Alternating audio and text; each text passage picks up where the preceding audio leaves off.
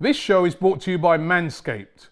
Use the code AFTV for 20% off your order and free shipping at manscaped.com.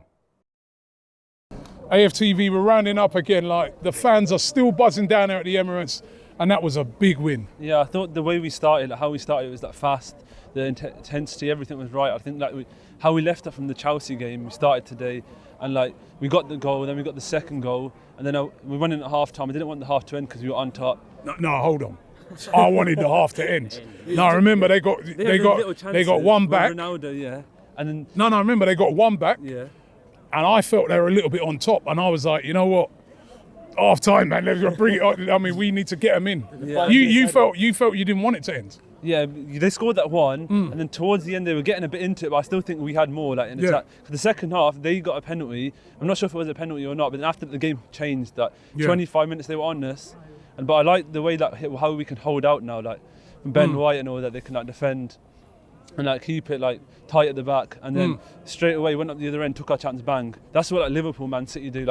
They hold out. When they're 20 minutes and they got pressure, continued pressure, they can hold out, and Salah, Mane, and they got Sterling and all that. They can hold out. I like the way we do that, and it's all about the consistency now. I feel like we can beat Chelsea and Man United, but then why do we lose 3 on the bounce? If we could keep consistency, I think we would be third by now. It's all about the holding it out, carry on winning now. I don't want heads to drop. One thing about Arteta, I like that he's got the whole team are playing for him, they're working well. I like to see that. Yeah, brilliant. Yeah. He makes a good point, innit? Consistency. How is it we can go to Stamford Bridge, batter?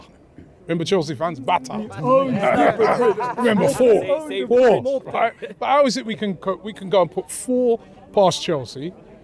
We can put 3 past Man United today, but then we'll go, Brighton at home. You know what I mean? Away at Palace. Why? Like you said, if we were more consistent, we'd be third now. It's small margins, because you know what? We over-exaggerate when we drop points against the likes of Southampton, the likes of Palace and Brighton. But when you really think about it, today and those games, the difference is, today those goals went in, and the other days the goals didn't go in. XG-wise, if you look at it, we're creating the chances. We're just not finishing our chances. I think that comes with more maturity. I think that comes over time. And when we get a striker in the summer, and we get a proper bagsman in, that comes. But you know what? I got to give a shout out to the midfield, because these last 2 games, El Neni, big shout out to him. Xhaka, big shout out to him. And you know what? Don't call me crazy, but El Neni has to play until the end of the season. Even if Partey comes back, we don't want to risk him getting injured and hurting him for the future. So we cannot do that. And El Neni, his contract's running out. He might be playing for a move, but we also have to consider, you know what? If we need squad depth, he might be somebody that we can keep at the end of the bench if he wants to stay. Granit Xhaka, the way he celebrated that 3rd goal, he is staying. I don't think he's leaving. He's not going nowhere. And as a fan base, we get onto him too much. We need to relax on Granit Xhaka. Right? You know what? You see this gentleman here, yeah? He was sat a couple of seats behind me in the grounds, yeah? And I know that you're visiting from Switzerland. Yeah. Wow. Yeah? So, so to top it off, Granit Xhaka, and I said to people, he's got one of them pilers in him every year, right? And what a goal that was. Made in Switzerland, right? Wow, this is the perfect day for me, We came all the way from Switzerland, seeing my family, AFTV, camera women. Everyone is crazy. I'm lost for words. Best day, sun shining over us. Wow, what a game. And Xhaka tops it off. Yeah, Xhaka, back home, they must be going crazy. It was exceptional. Did you hear that last guy we were speaking to before we started this, where he was saying that he feels that we've now found the right position for Xhaka, that over the years we've been playing him in the wrong positions. We've been thinking he was a defensive midfielder, which he's not. We then think he's more of an attack, sort of like a box-to-box, which he's kinda. But now, Mikel Arteta this season has sort of found it, because even when Thomas Partey was in, it's Thomas Partey who's deep and Xhaka's a little further forward. With today, El Neni's that guy that's deeper. You think we found the best position for him now, like what that guy was saying? The best position and discipline. Xhaka, when he's disciplined and he's out there, even though he's not a captain right now, he's disciplined. He's giving the orders. You know, he's putting players to come back, and I think that's it. When Xhaka is disciplined, we get the best out of him. Yeah, the position. So you is think perfect. it might be a thing for him because because he's been a person that has not been disciplined sometimes in his that's career. the thing. And so when we have him going, you see the whole team is around him, and we can build from there, and hopefully we get that top fourth spot. I'm buzzing. So you think we get it? Yeah. I believe in it. You know, we have to believe, the whole fan base. We have to be behind our team. I don't think we should be, let's all be behind our team. The players believe. That's the most important thing. The players believe. You look at these guys, they're building character, they're going through, and this team had no right at the beginning of the season, as everyone was saying, to get top 4. Every single pundit counted us out. So we're doing it for ourselves, they're doing it for the fans. And if you guys remember Bukayo Saka's last message that he put out to the fans, we believe. So You believe? I want to say yes, but... You didn't hear the speech. Hey, didn't you hear the speech? I'm going to say something that probably no Arsenal supporter is going to say here today. Even if we get top 4, I'm still Arteta out. Let me explain.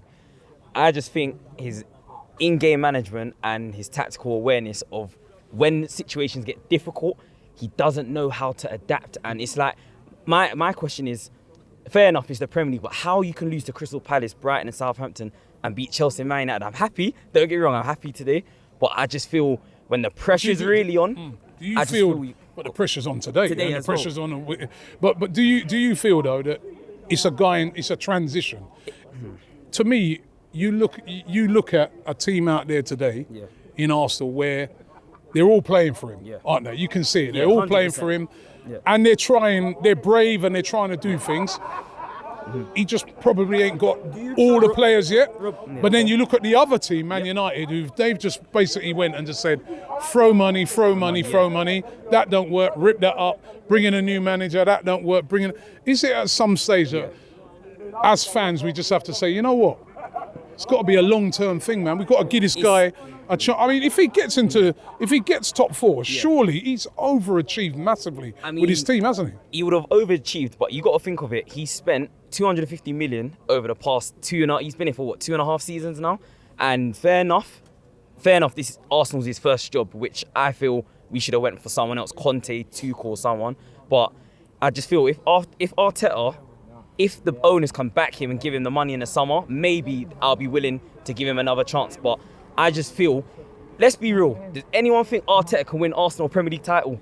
It's possible, but I just feel like I'm just being realistic. I'm used to Arsenal winning like all the time, and I know this is a young team. We've got the youngest team in the Premier League, but I just feel, I went on the stream with Cecile, Crystal Palace game, and I was like to him, I'll be willing to give Arteta another season if he does get us top 4. But I just feel like when the pressure's really on, the pressure's on today, but I just feel later on in the season, we'll see. We're gonna crack. I want to be wrong. My man's been looking at you. The way you're looking, right? I'm keeping it. You're looking like you're gonna fight, bro. You know. The way he's been looking at you, he's been like, what? Like. I flew in from Palestine, right? Yeah. So it's a long journey, but I can't believe what I'm hearing from this guy. Me and my friend were just talking about it, like. Are you mad? Keeping it real, man. I understand you're keeping it real, right? I want Arsenal. Let's talk about Arteta, right? Go on. He's the only manager. Yeah. That's played for Arsenal. Yeah. That's actually won something significant, the FA Cup. Look at Solskjaer, he's won everything with United. Did shit as a manager. Look at Chelsea and Lampard. FA Cup though was. The first part was Unai Emery's first season, yeah, though, but he finished and he came back. He finished it off. But obviously, you got to finish off your dinner. But I'm just saying that Arteta, I just feel like at some point he will be found out. Like I want to be wrong, but I just feel like when the pressure's really on. Fair enough, we beat Chelsea and Man United today. I'm happy. I want us to get top 4. I'm not saying I don't want him to do well, but I just feel I've seen Arsenal over the years crumble when the pressure's not even been on us. So when the pressure is on, I just feel like other players. I don't feel like all players are listening to him, but I just feel like we need more experienced players to go with the team that we've got now. Is that Arteta's fault, though? We need to bridge the gap in the quality between Liverpool, City, and Arsenal. Liverpool and City, I know, but in order to bridge that gap, if we constantly keep chopping and changing managers, that's just going to set us back. It's not going to help us. It's not going to help us. I always say this: we need consistency and continuity from the top down. And in my opinion, I don't trust them. I don't trust Edu. I don't trust Vinay. But Arteta is the only person I know has seen what it takes to win a Premier League with Man City, and he knows what quality of players you need to win a Premier League. Maybe he's a bit stubborn sometimes. Like Eddie Nketiah, that change, he could have changed in Eddie Nketiah and brought him in way more earlier than just for the Chelsea. But he's still learning. We have to. You know, I'm going to give you the final word. Yeah, okay. My man come all the way from Palestine, right? So big up yourself. Yeah. Come on, I'll give you as a final word. Can we get the top 4? Of course we can get the top 4. I came into the stadium listening to Europa League music, right? I came out listening to Champions League music. That's all that needs to be said. That's all that needs to be said. Tottenham, West Ham, we'll see you there. What about you? I mean, I think the biggest thing with Arteta is that you can tell he just loves the club. He actually loves the club and he wants them to do well. I think if you have a manager like that, the funding comes through, top 4 secured, hopefully moving onwards and upwards.